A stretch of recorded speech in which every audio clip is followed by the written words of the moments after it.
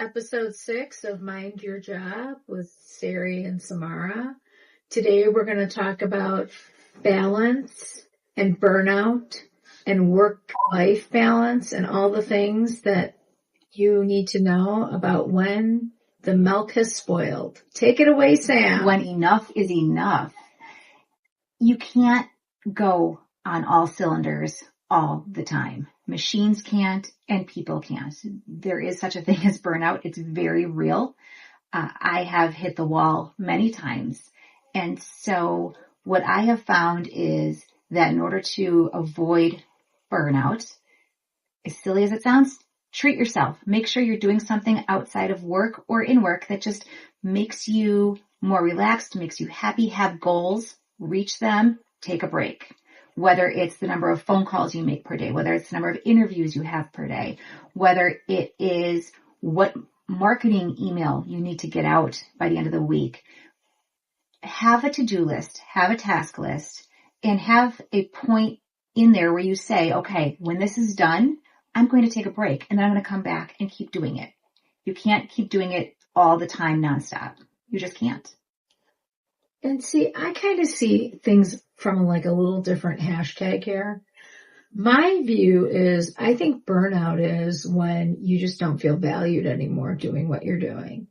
And you're starting to devalue yourself as a result of that. I think that everybody needs to feel valued. You're a parent, you get your kid ready for school, you make them breakfast, they're clean, they run out the door, they're happy, they smile. They don't have to tell you they're valued. It's a smile on their face that makes you feel valued. And I think at work, you kind of need the same thing. You need to feel like your effort matters. And when you start feeling over and over again that your efforts don't matter, it isn't, if you look at the top 10 reasons people leave a job or quiet quitting or whatever we're calling it today, it's not always money. Money is not the number one reason people are saying adios. People are leaving because they don't feel good. They're working in a negative, toxic environment. They're seeing the revolving door operationally. Maybe if they're a doctor, they're on their 4th practice manager. They're seeing an upheaval in dental assistants. Maybe the dental assistants aren't trained and they're having to train everybody. And they just feel like, boy, I went to school for this extra period of time. I'm $500,000 in debt. Mm-hmm. I come to work every day. I show up on time. I do the very best job I can.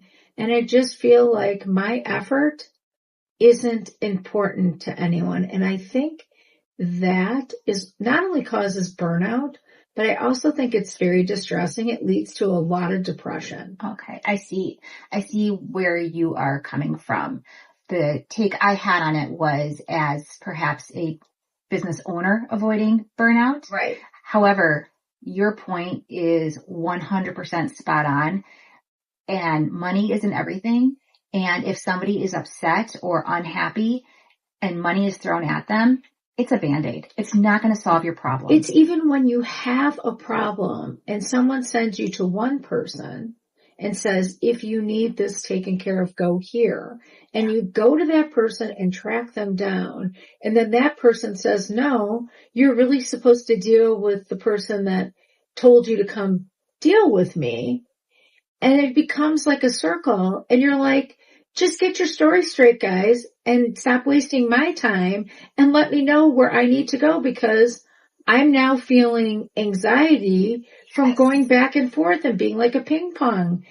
I think that burnout is very bad communication and messaging to an employee. And there is how can I be accountable when I don't even know what I'm supposed to be doing and accountable for? There's no structure for who I am and what I'm doing. Is my job as the doctor of this XYZ practice to train all these dental assistants?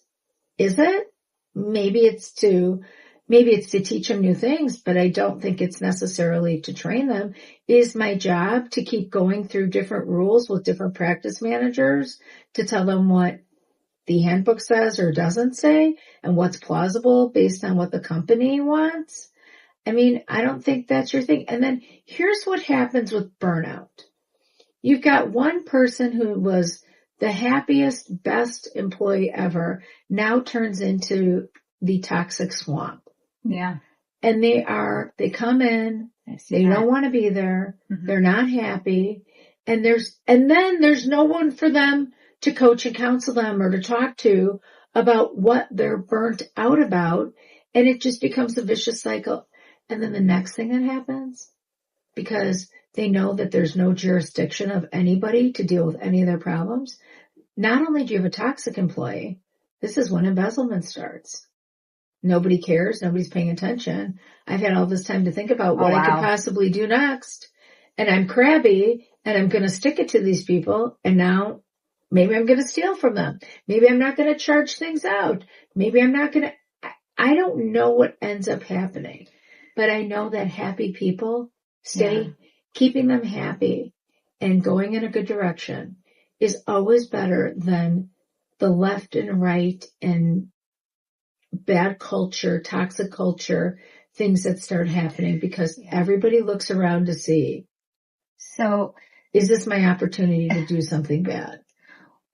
Well, that is definitely one of the worst case scenarios, Sari. Another one that I have seen is when employees are unhappy and it's a coup. They start their own company. Oh, 100%. Yep. I've seen that but remember, several times. When you're in bedfellows with people that are toxic and unhappy and you start a business, you better have some really good documentation on what you're going to do to get out of that because those are the same people. Look, I've always said this, 10 people in the population, 2 are totally dishonest, period, end of story. 2 are totally honest. Yeah. The 6 in the middle are the circle of influence of the 2 on the ends. It only takes 2 bad apples to make the whole tree fall. And it doesn't take 2 good apples to make everything good. So when you are minding the store of your company, mind the fact that people need care. Mm-hmm. Plants need to be watered. People need to be told that they're good and be valued.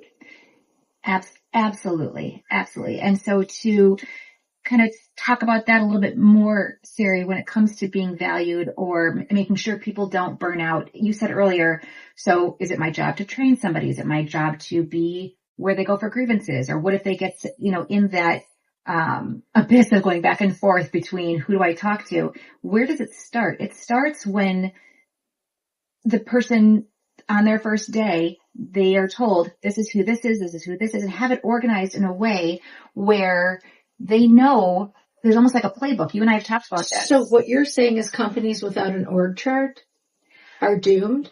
I'm not saying org chart. I'm saying processes. See, and I think it's org chart. Who do I go to? Processes, but processes and org chart go hand in hand. Fair. Who do I go to if I have a payroll problem? Yeah. Who do I go to if I have an expense management problem? Who do I go to for travel? Who do I go to if I think someone's stealing from the company? Who do I go to? I mean, the list can go on and on and on. I think having that playbook of who you're supposed to talk to for different things, and it can't change weekly. No, that's fair. Because there is. That's fair. I mean, I look at people. Very important. I consult companies and look at people, and I'm not kidding you. I see things change weekly. Yeah. This person last week was answering the phone and that's all they did. Now this week, they're only doing insurance claims. Now next week, they're back to being in the clinic, managing the clinic. It's like. And it's not a 1-person show, the right? The chessboard doesn't change that fast. Right. You've got to have some consistency and continuity. I'm here to tell you, if you're a leader running a company, and you move people around more than a 90 or 180 day interval, you are going to have people leave because nobody can adjust that fast. It takes 6 weeks minimum to adjust, and it takes 6 months to adopt it as a habit. So I'm here to tell you, stop changing the chessboard because you're causing the burnout. Yeah. Another point, though, is we just talked about when somebody starts, they're given an org chart or the processes. Who do you go to? What do you do if this is? The flip side is the employer, whether it's the manager, the hiring, the supervisor, whoever it is, check in on your employees. How you doing? Are you okay? What's new? Yeah. And you know how I said don't get personal? It's okay for you to say, how's your family? Of course. The blanket statement of how are your kids? How is your family? It's a warm and friendly, it's a nice fuzzy thing. I think people forget to do that. Yeah. I think don't take people for granted and make them feel devalued. No. The more valuable you make someone feel, the better they are. I just saw the movie The Materialist, and she's like a dating coach. She's like and she's dating this guy of very high net worth. And she said to him, you can have anybody you want. Why do you want me? And he said, because you're more valuable than you realize. And he asked her, well, why do you want to date me? You're dealing with the dating pool of the world in New York, all these very high net worth people. And she said to him, because he makes her feel valuable. That's beautiful. You've got to make people feel valuable. Yeah. It's not always about a raise. And don't wait for the exit interview to find out what the company can be doing differently. Well, too many companies do that, and then that's where the whole toxic culture even becomes a bigger. Yes. But if somebody starts at your practice 30 days in, 60 days in, how's it going? What could we be doing differently to help you? It should be just part of your mandate of what your company does. Yes. You are on a 90-day probation period. At 90 days, we are going to sit down. And at 90 days, or before 90 days, not after 90 days, right, sit down and find out what the pros and cons are right now so that you can have a smoother road for the person that you've hired that you think is a rock star. Because you didn't hire them because they were mediocre. You hired them because you saw potential. Yes. Coachable, trainable, teachable. Yep. And take the feedback seriously as the employer. Listen to what your new hires are saying. Work with it. Again, it goes back to the leaders and the egos. Oh, yeah. And the egos got to go, guys. Completely. You want good people, you've got to make them feel like they're high value. Definitely. Mind your job. Mind your job.